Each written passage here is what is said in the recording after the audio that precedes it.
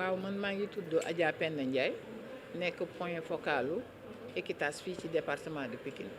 waaw. tey ngeen am benn projet boo xamante ne da ngeen ko réaliser tey depuis 2019 ngeen daal di koy commencé mën ngeen cee dikkat nga wax projet bi nan la fa tëddee. waaw projet bi ni mu fi tëddee mooy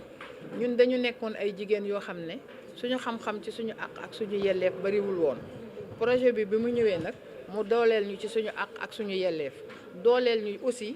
ñu ñeme autorité yi mën leen a gis mën a wax ak ñoom maanaam jàngal ñu ba ñu mën a def suñu plaidoyer suñu amee suñu problème ñu xam kan la ñu war a dem ak buñ ciy dem naka lañ ciy demee ak naka lañ koy waxee donc plaidoyer bi ñu jàngal ñu ko ba mu mokk ba ñu mën a jege suñu autorité yi di wax ak ñoom ñeme leen aussi parce que bu yàgg ba kenn ñemewutoon na ñu bëri sama classe gi ñemewuñu woon dem préfecture wala sous préfecture wala dara wala def nañ boole ñu jàngal ñu ñun OF ñun organisation féminine yi ak les détenteurs d'obligation muy deewoo yi maanaam préfet yeeg ñoo ñuy représenter l'administration ba ñu ñeme leen waxtaan ak ñoom ba ñu mën a def suñu plaidoyer di leen wax suñu ay problème ñu gis ni aussi mbir su fekkee ne bii ne da nga koy xeex da ngay xeex sa àq ak sa yelleef mais fa nga war a dem mu fajoo fa su fekkee ne ñemewoo leen ba doo fa dem loolu dafay nekk lu xaw a doy waar mais ci biir projet bi aussi ñu daan am dégg-dégg bu ñu daan dégg ci genre mais nit ñi xamuñu woon lan mooy genre ñu doon ko interpréter nu nekk ba nga xam ne soo ko doon wax sax yow gaañi dañ lay daw mais ci biir projet bi jàngal nañ ñu ba ñu xam naka ba ñu xam lan la genre wundu lan la tekki ak lan mooy njariñam ci biir communauté bi loolu aussi tax na collaboration boo xam ne bii ne am nañ ko ak imam yi parce que ñoom am nañ gis-gis boo xam ne moom la imam gis ci islam gis ci loolu donc ñu bokk ci di ànd xam ne lépp dafay defar communauté bi parce que genre du lenn lu dul ñi bokk dëkk bi di ko waxtaane ci penc mi ñu mën ko lépp loo xam ne lii ne àq la ak yelleefu doomu aadama mu war ko mën a jot donc su dul woon projet bi loolu duñ fa mën a yegg su dul woon projet bi aussi collaboration boobu ñu am ak imam yi duñ ko war a mën a am ak imam yi bu dul woon projet bi aussi ñeme gi nga xam ne ñeme nañ ko ñun en tout cas leader yi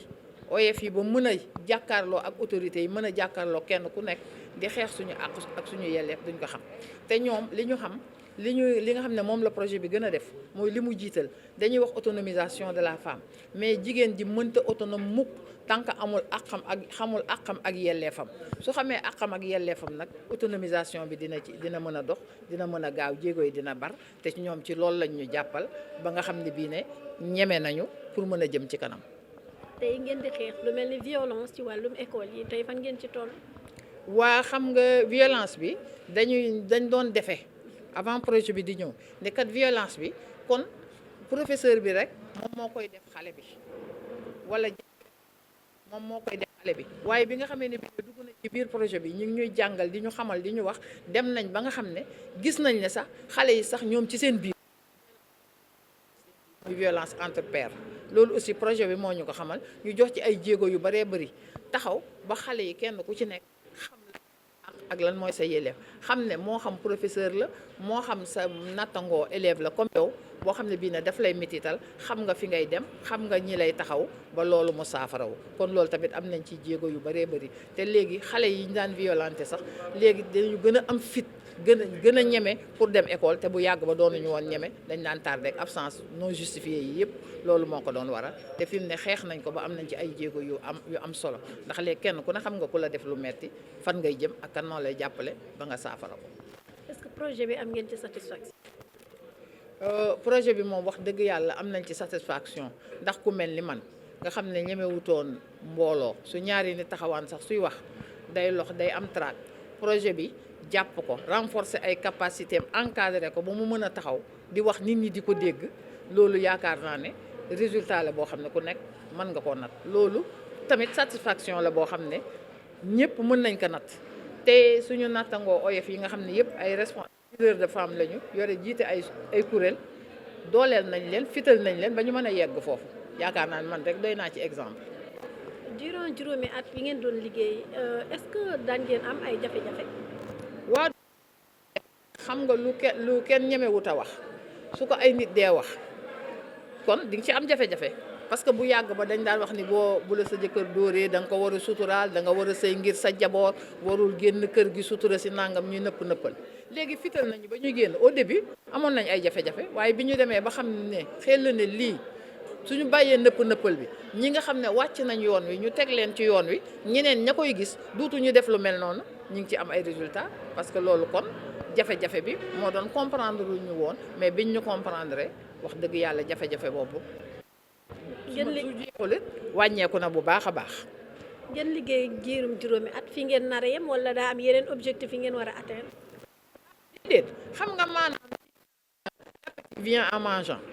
moo ci nekk ñoom won nañ fital nañu ba gis nañ te ñun xam nañ fi ñu bëgg a jëm doon télé projet bi jeex na it ñun liggéey bii nga xam ne moom lañ sumb dañ ciy continuer di wut yeneen i partenaires yu ñu jàppale et di leen ñaanal ñoom it ñi nga xam ne ñoo ñu doon encadré yàlla may leen yeneen i partenaires yoo xam ne yi ne dinañ ñu mën a jàppale bañ war ko mën a pérenniser. Malick Sow, je fais partie du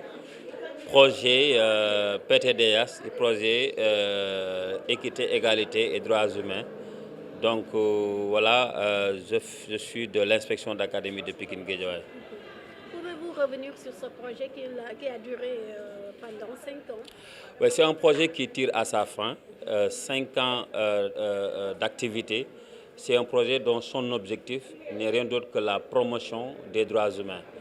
Et que la promotion des droits humains, c'est également faire de telle sorte qu'on doit valoriser tout ce qu'on appelle valeur des droits humains, à savoir l'inclusion, l'équité, l'égalité, la participation des citoyens, mais également la collaboration de tous les acteurs dans le cadre du respect des droits humains. Pouvez-vous revenir sur les réalisations? Oui, nous avons plusieurs activités que nous avons déroulées pendant 5 ans. La première, c'était d'abord un thème que nous avons nous-mêmes choisi qui concerne le harcèlement sexuel en milieu éducatif. Le deuxième thème, c'était le chantage sexuel en milieu également éducatif. Et le troisième thème également, toujours en milieu éducatif, c'est le chantage sexuel en ligne, en milieu éducatif. Donc nous avons choisi ces thèmes par rapport au rapport que nous recevons concernant les chantages sexuels, les harcèlements sexuels en milieu scolaire, dont les conséquences sont néfastes. D'abord, on peut noter la baisse du niveau des élèves filles, mais également le taux d'abandon scolaire, et également l'exclusion de certains élèves, je veux dire les élèves filles. Donc, ce qui veut dire que le droit à l'éducation, c'est un droit vraiment à revoir parce que les élèves ont d'énormes difficultés parce que sur 100 élèves filles, pratiquement, il n'y a que les 14% qui terminent leur cursus scolaire. Donc voilà pourquoi nous avons axé notre intervention dans ces domaines-là pour pouvoir vraiment combattre ce fléau, combattre les problématiques sur les chantages sexuels en milieu scolaire. Est-ce que c'est difficile de réaliser toutes ces réalisations que vous venez de citer? Difficile, non, dans la mesure où tout dépend de la démarche participative que nous avons adoptée. La démarche nous a facilité la tâche pour pouvoir atteindre nos objectifs.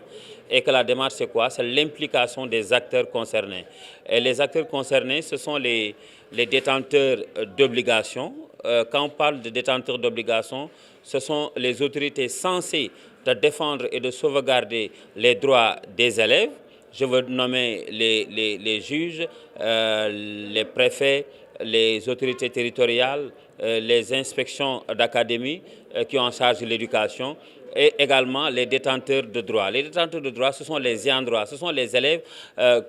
qui sont dans les établissements scolaires, mais également à qui on doit protection et accompagnement pour vraiment un enseignement de qualité. Est-ce que vous êtes satisfait? Vous avez atteint vos objectifs? On est très satisfait. Les objectifs sont atteints dans la mesure où